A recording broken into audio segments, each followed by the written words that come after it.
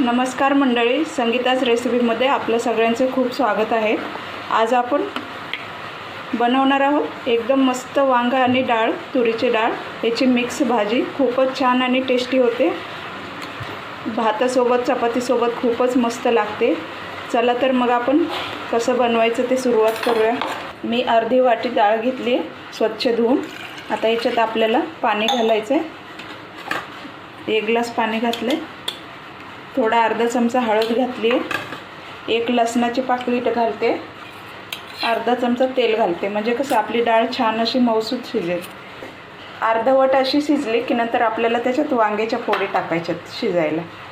वांगे कापले की नेहमी पाण्यामध्येच टाकायचे, मग काळे पडत नाहीत। हा पहा, मी आता हे वांग्याचा देठ थोडासा काढला।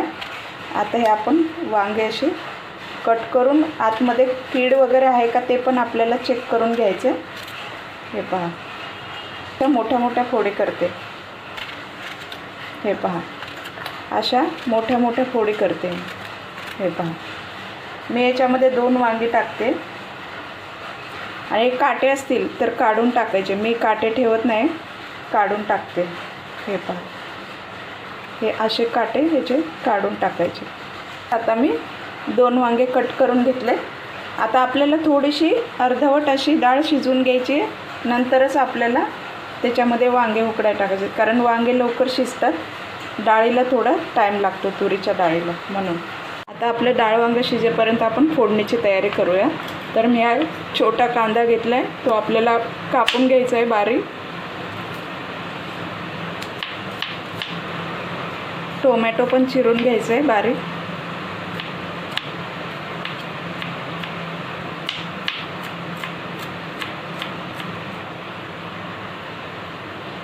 हा लसूण बारीक चिरूया, फोडणीसाठी लागणार आहे आपल्याला। ह्या 2 हिरव्या मिरच्या लागणार आहे, त्याला मध्ये असा कट करून घ्यायचा आहे। हे पहा, आपली डाळ अशी अर्धवट अशी शिजलेली आहे। हे पहा, एकदम जास्त पण नाही शिजवायची। आता याच्यामध्ये आपण वांग्याच्या फोडी घालूया। असं डाळ वांगं खूपच छान लागतं। तुम्ही बघून एकदा नक्कीच बनवून ट्राय करा, खूपच मस्त टेस्टी लागतं। तर हे आपण भातासोबतही खाऊ शकतो, चपातीसोबत, भाकरीसोबत खूपच मस्त याची चव लागते। आणि हे आपण लाल चटणीमध्ये बनवणार आहोत। थोडंसं उघडं ठेवून आपल्याला झाकण लावायचं आहे, कारण पूर्ण असं झाकण लावलं तर ते उतू येईल, म्हणून थोडंसं हलकं उघडं ठेवायचं आणि गॅस एकदम स्लो ठेवायचा। तर हे पहा, आपलं डाळ आणि वांगं पण शिजलेलं आहे। हे पहा, हा देठ बघायचा, हा शिजला की आपलं वांगं शिजलं। आता आपण याला फोडणी देऊया। 1 चमचा मोहरी घातली, 1 चमचा जिरं। आता त्याच्यात आपल्याला लसूण घालायचं। लसूण आपल्याला ब्राऊन कलरचा होईपर्यंत भाजायचं आहे, त्याच्यामुळे ना खूप छान स्वाद येतो आपल्या डाळीला। आता कांदा घालूया।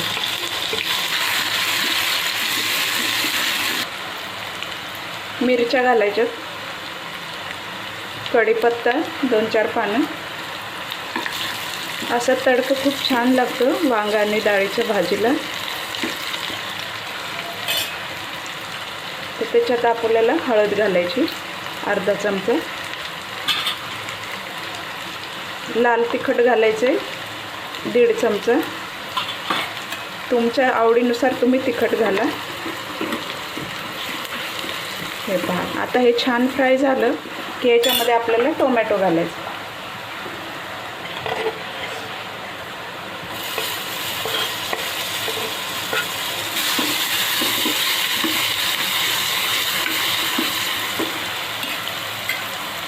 आपल्याला थोडं मीठ घालायचं आहे, म्हणजे टोमॅटो आपला छान असं कांदा आणि टोमॅटो एकजीव होऊन जातं।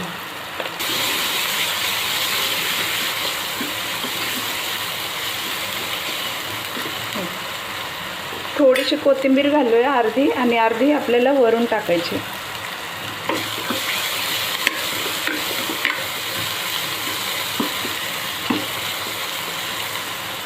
हे पहा, मस्त ह्याला छान फोडणी बसली। आता आपण डाळ वांग टाकूया त्याच्यामध्ये।